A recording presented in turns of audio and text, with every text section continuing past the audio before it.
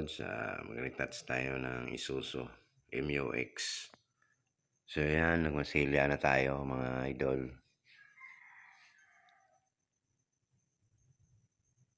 Bali, sabay natin yung color black at saka yung toto niya sa baba. So yan, pin-repair natin. Nisilyaan natin ng maigi yung tama. Gas-gas lang naman mga idol.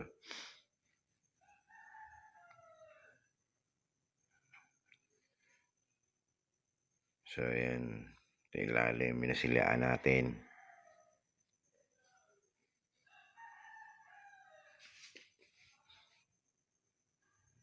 Yan, pati gilid, lahat masilyaan natin para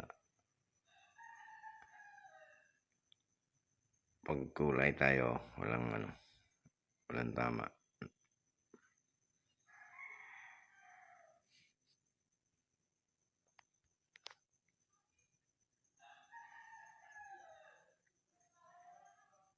Yan, basic lang to mga idol.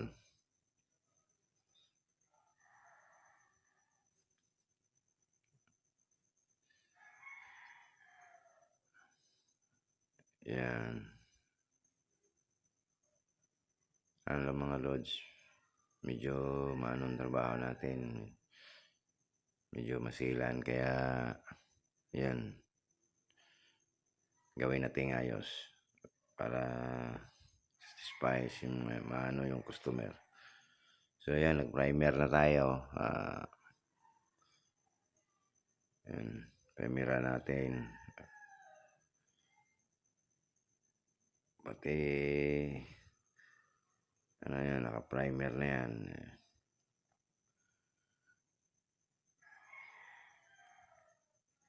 Yan. Basta matakpan na ng primer, ayos na mga idol. So ganyan lang mag-prepare. Yan, kukulay na tayo mga lods. Kulayan na natin hanggang matakpan. Yan.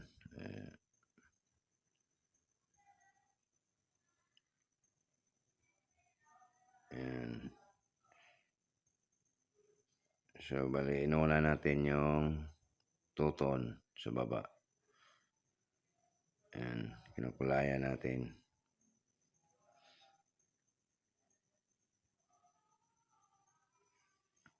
So yan, kulay na tayo, yung lahat ng mga singit-singit tatamaan natin at para pag clear magandang yan. Yan.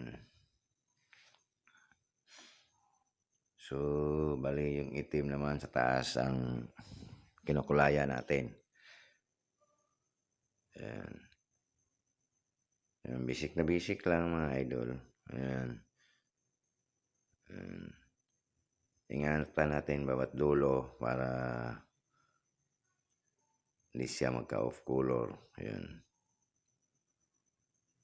Ayan, sana may matutunan kayong konti kahit paano, kahit konti kong kalaman. Yan. Yan, nag-clear na tayo. Sabay na natin yung tuton tsaka yung itim. So yan, clear na tayo mga idol. Yan. So yan,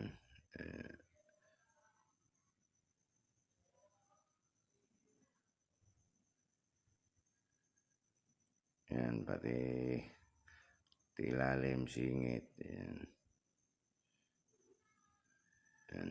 Spot lang naman, hindi natin binuo dahil may mga dugtungan, may mga kanto yung tuton tsaka black. So yan, thank you, you're watching. Yan, patapos na tayo. Sana may natutunan kayo sa konti kong kalaman. Thank you, you're watching mga lods.